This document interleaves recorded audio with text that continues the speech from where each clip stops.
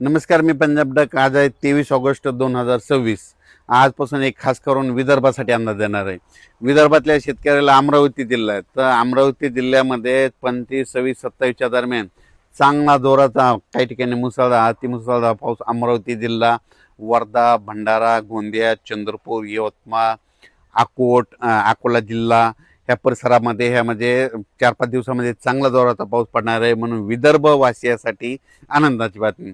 पश्चिम विदर्भामध्ये बुलढाणा जिल्ह्यात देखील चांगला पाऊस असणार आहे, म्हणून त्यांनी देखील अंदाज लक्षायचा. हिंगोली, वाशिमकडे पाऊस पडणार आहे. सर्वदूर नाही पण भाग बदलत पडणार आहेत. पिकाला दिलासादायक असणार आहे, म्हणून हे लक्षायचं.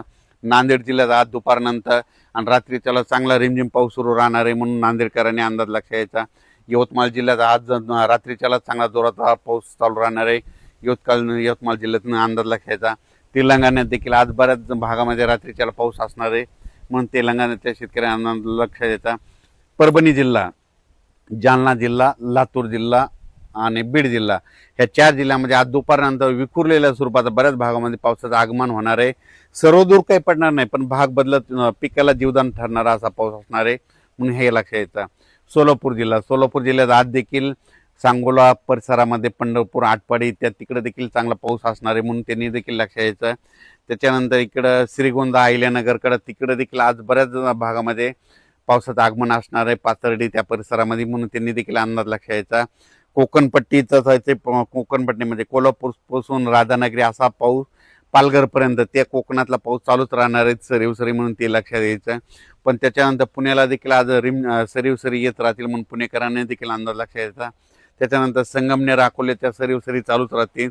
तिथं नाशिककडं इगतपुरीकडे पाऊस पडत असल्यामुळे नाशिककडे देखील सरीवसरी पाऊस राहतील, म्हणून त्यांनी देखील अंदाज लक्षात द्यायचा. धुळे, जळगाव, नंदुरबार तिकडं मात्र 26, 27, 28च्या दरम्यान तिकडे देखील चांगला पाऊस येईल, म्हणून त्यांनी देखील अंदाज लक्षात द्यायचा. सर्वदूर पडणार नाही, पण विखुरलेल्या स्वरूपाचा असणार आहे. फक्त चांगला मोठा पाऊस फक्त अमरावती जिल्हा, इकडं अकोट तालुका, मोर्शी अमरावती जिल्ह्यातला मोर्शी तालुका, त्याच्यानंतर इकडं बेतूल, मध्य प्रदेशमधलं बेतूल, इकडं त्याच्यानंतर दर्यापूर,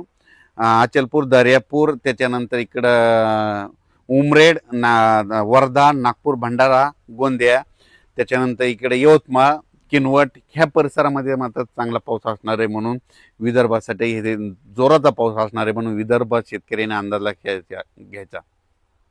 संभाजीनगर जिल्ह्यामध्ये या प्रॉडक्टला घर पोहोच मिळवण्याकरता आमच्या नंबरला संपर्क करा आणि आमच्या अशा अनेक शेतीच्या प्रॉडक्टसाठी कृषीक्रांती.com या वेबसाईटला भेट द्या.